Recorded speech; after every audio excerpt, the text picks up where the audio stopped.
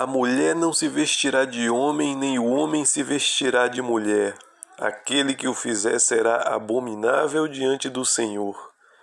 Deuteronômio, capítulo 22, versículo 5. Usamos esse espaço para advertir sobre o uso das vestes masculinas por mulheres que escolhem vestir calças de homem. Vamos aqui tratar da moral católica, que hoje praticamente isso já nem, do ponto de vista prático, ninguém nem aprende mais, mas que não mudou. O fato do clero, dos sacerdotes não ensinarem mais não significa que a moral mudou. Isso é impossível. Esse texto foi escrito pelo cardeal Giuseppe Siri ao clero, a todas as religiosas, a ação católica e todos os educadores que desejam seguir a sã doutrina cristã, datada em 12 de junho de 1960. O blog aqui também, o canal aqui também, acrescentou uma profecia de São Vicente Ferrer. Então, a roupa masculina, começa o cardeal, muda a psicologia da mulher. Na verdade, o motivo que leva a mulher a usar a roupa de homem é o de imitar, e não somente isso, mas o de competir com o homem, que é considerado o mais forte, o mais livre, mais independente. Esta motivação mostra claramente que a roupa masculina é a ajuda visível para trazer uma atitude mental de ser igual ao homem. Em segundo lugar, desde que o ser humano existe, a roupa que uma pessoa usa modifica seus gestos, atitudes e o comportamento, a tal ponto que só pelo fato de usar uma determinada roupa, o vestir chega a impor um estado de ânimo especial em seu interior. Permita-nos acrescentar que uma mulher que sempre veste roupas de homem indica que ela está reagindo à sua feminilidade como se fosse algo inferior, quando na verdade é só diversidade. A perversão de sua psicologia é claramente evidente.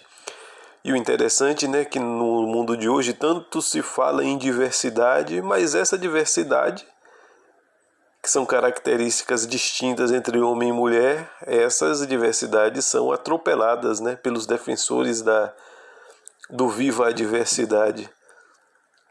Interessante essa carta do cardeal quando ele diz que o uso de calça pelas mulheres é um sinal externo de uma mentalidade, ou seja, é a expressão, é a exteriorização de algo interior. Então as roupas elas não são neutras, Existe um querer assemelhar a mulher ao homem de forma forçada.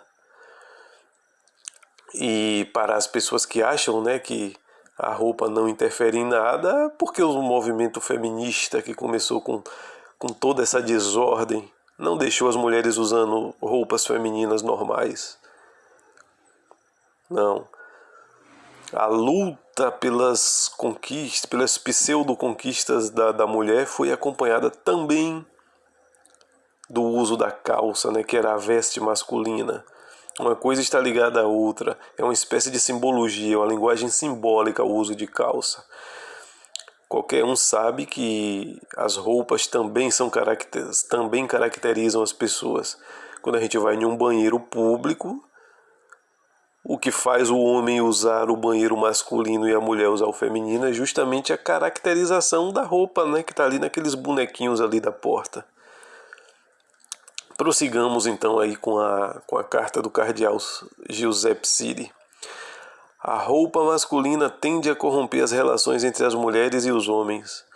Na verdade, com o passar dos anos e conforme as relações entre os sexos se desenvolvem, um instinto mútuo de atração predomina. A base essencial desta atração é a diversidade entre o sexo, que é possível somente pela sua complementariedade, ou completando um ao outro. Se essa diversidade se torna menos óbvia porque um de seus maiores sinais externos é eliminado, e porque a estrutura psicológica normal é enfraquecida, o que resulta é a alteração de um fator fundamental na relação. O problema é ainda mais profundo. A atração mútua entre os sexos é precedida tanto naturalmente quanto em relação ao tempo, por um sentido de pudor que freia os instintos que surgem, lhes impõe respeito e tende a elevar o nível de mútua estima e temor saudável, impedindo que todos aqueles instintos que possam levar a atos descontrolados. Mudar a roupa, que por sua diversidade revela e assegura os limites da natureza e da defesa, é anular a distinção e ajudar a destruir o trabalho de defesa vital do sentido de vergonha. É, no mínimo, impedir este sentido. E quando o sentido de vergonha é impedido de colocar os freios, as relações entre homem e mulher se afundam em degradação e puro sensualismo, separadas de todo respeito mútuo ou estima. A experiência está aí para nos dizer que quando a mulher é desfeminilizada, as defesas são destruídas e as fraquezas aumentadas. A roupa masculina fere a dignidade da mãe ante os olhos de suas crianças. Toda criança tem um instinto pelo sentido de dignidade e decoro de sua mãe. Uma análise da primeira crise interior das crianças, quando elas despertam para a vida ao seu redor, mesmo antes delas entrarem na adolescência, mostra o quanto vale para elas o sentido de suas mães. As crianças são sumamente sensíveis a esta idade. Os adultos geralmente deixaram isso de lado e não pensam mais sobre isso. Mas fazemos bem em recordar as demandas severas que as crianças instintivamente fazem à sua própria mãe e as profundas e até terríveis reações que nelas afloram pela observação dos seus maus comportamentos. Grande parte do futuro é traçada aqui e não para melhor nesses precoces dramas durante a infância.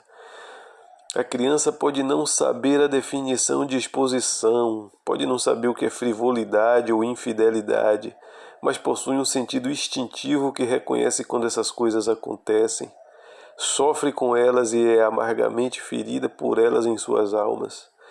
Vamos pensar seriamente em tudo que foi dito até agora, mesmo que a aparência da mulher com roupas masculinas não faça surgir imediatamente tudo aquilo causado por uma grave imodéstia. A mudança da psicologia feminina gera um dano crucial e, ao longo dos anos, torna-se irreparável à família, à fidelidade conjugal, às afeições e à sociedade humana. É verdade que os resultados de se vestir roupas impróprias não podem ser vistos todos a curto prazo, mas devemos pensar no que está sendo devagar e articuladamente destruído, despedaçado e pervertido. Aí voltamos no tempo com uma carta de 1960 dizendo que a sociedade naquele momento não ia perceber essa mudança na roupa feminina e na degradação da sociedade. Mas hoje, em pleno século XXI, como gostam de dizer esses bordões, essas frases feitas, estamos vendo a deterioração de fato das relações entre homens e mulheres e entre as mães e seus filhos. O futuro chegou, o futuro que esse cardeal falou em 1960 chegou. Está aí para quem quer ver. Se a psicologia feminina é mudada, prossegue a carta, existe uma reciprocidade inimaginável mudada entre marido e mulher? Ou existe alguma autêntica educação de crianças imaginável que é tão delicada no seu proceder, entrelaçada de fatores imponderáveis, na qual a instituição e o instinto da mãe cumpram um papel decisivo nessa idade tão delicada? O que estas mulheres serão capazes de dar às suas crianças, tendo usado calças durante tanto tempo e com sua autoestima determinada mais por sua competição com os homens do que com o seu papel de mulher? Perguntamo-nos por que desde que o homem existe, ou melhor, desde que ele se tornou civilizado, por que tem sido o homem em todos os tempos e lugares, irresistivelmente levado a fazer diferenciada divisão entre as suas funções dos dois sexos. Não temos aqui um testemunho exato para o reconhecimento por toda a humanidade de uma verdade e de uma lei acima do homem? Para resumir, quando uma mulher veste roupas de homem, deve ser considerado o fator a longo prazo da desintegração da ordem humana. É exatamente como a sociedade está hoje. A consequência lógica de tudo o que foi apresentado aqui é que qualquer pessoa em uma posição de responsabilidade deveria estar possuída por um sentido de alarme no significado verdadeiro e próprio da palavra. Um severo e decisivo alarme. Nós dirigimos uma grave advertência aos sacerdotes das paróquias. Olha aí, vocês sacerdotes que podem estar ouvindo este sermão, você que está aí bem tranquilão com essa nova doutrina que na verdade é a não doutrina, é o não ensinamento de nada católico dentro das paróquias, dentro das igrejas. Cardeal Ciri falando, nós dirigimos uma grave advertência aos sacerdotes das paróquias, a todos os sacerdotes em geral e a confessores em particular, aos membros de qualquer tipo de associação, a todos os religiosos, a todas as irmãs, especialmente as irmãs educadoras. Hoje até as irmãs católicas já estão devidamente de calça, como bem querem o feminismo. Nós os convidamos a que tomem plena consciência desse problema de forma que atuem em seguida. Essa conscientização é o que importa. Ela irá sugerir a ação adequada no tempo certo, mas não permitamos que nos aconselhe a ceder ante uma inevitável mudança, como se estivéssemos confrontados por uma evolução natural da humanidade e daí por diante. Na verdade, o mundo é que vem sendo mudado, e não é o mundo que está mudando, né? Como querem nos fazer supor as pessoas que não raciocinam, né? Que só fazem repetir chavões. O mundo está mudando, o mundo está mudando. Não, minha senhora, meu senhor, o mundo está sendo mudado. Pessoas vêm e vão, porque Deus deixou espaço suficiente para o início e fim do livre-arbítrio do homem. No entanto, as linhas essenciais da natureza e as não menos substanciais linhas da eterna lei nunca mudaram, não estão mudando agora e nunca irão mudar. Existem limites além dos quais uma pessoa pode ir tão longe o quanto queira, mas fazê-lo resulta em morte. Há limites os quais fantasias filosóficas vazias menosprezam ou não levam a sério, mas que constituem uma aliança de fatos sólidos e da natureza que punem qualquer um dos que ultrapassa. E a história já ensinou suficientemente, com assustadoras provas advindas da vida e da morte de nações, que a consequência para todos os violadores desse esquema da humanidade é sempre mais cedo ou mais tarde uma catástrofe. A consequência de tais violações não são um novo desenho do homem, mas desordens, instabilidades prejudiciais de todos os tipos, a assustadora secura das almas humanas, o grande aumento no número de seres humanos abandonados, levados a um tempo para longe da vista e da mente humana para viver seu declínio no ócio, na tristeza e na rejeição. Neste naufrágio de eternas regras se encontram famílias destruídas, vidas terminadas antes da hora, corações e casas que se esfriaram, idosos jogados para um lado, jovens intencionalmente depravados e, em última circunstância, almas em desespero tirando suas próprias vidas. Todas essas ruínas humanas dão testemunho do fato de que a linha de Deus não dá espaço nem admite qualquer adaptação com os sonhos delirantes dos assim chamados filósofos. Brilhante explanação do cardeal Ciri. Quem tiver ouvidos, ouça. Quando vemos uma mulher de calça, nós deveríamos pensar não tanto nela, mas em toda a humanidade, de como será quando todas as mulheres se masculinizem. Ninguém ganhará ao tratar de levar a cabo uma futura época imprecisão, ambiguidade, imperfeição e, em uma palavra, monstruosidades. São Vicente Ferreira, um profeta que em uma de suas profecias ele fez especialmente para a nossa decadente época. No dia 13 de setembro de 1403, anunciou como o sinal que procederá um pouco os tempos antes do fim, a moda das mulheres de se vestirem como homens e se portarem licenciosamente, e também os homens usarem roupas femininas. Olha aí, quem é que não está vendo isso acontecer? O decoro na igreja.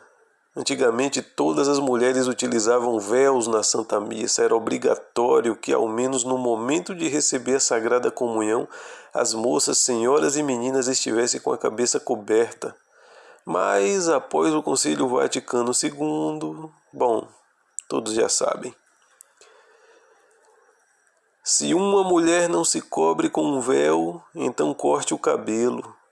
Ora, se é vergonhoso para uma mulher ter os cabelos cortados ou a cabeça rapada, então que se cubra com um véu. Quanto ao homem, não se deve cobrir sua cabeça, porque é a imagem e esplendor de Deus. A mulher é o reflexo do homem. Com efeito, o homem não foi tirado da mulher, mas a mulher do homem. Nem foi o homem criado para a mulher, mas sim a mulher para o homem. Por isso, a mulher deve trazer o sinal da submissão sobre sua cabeça, por causa dos anjos. Com tudo isso, aos olhos do Senhor, nem o homem existe sem a mulher, nem a mulher sem o homem. Pois a mulher foi tirada do homem, porém o homem nasce da mulher. E ambos vêm de Deus. Julgais vós mesmo, é decente que uma mulher reze a Deus sem estar coberta com o véu? Primeiro livro de Coríntios, capítulo 11, versículos de 4 a 13.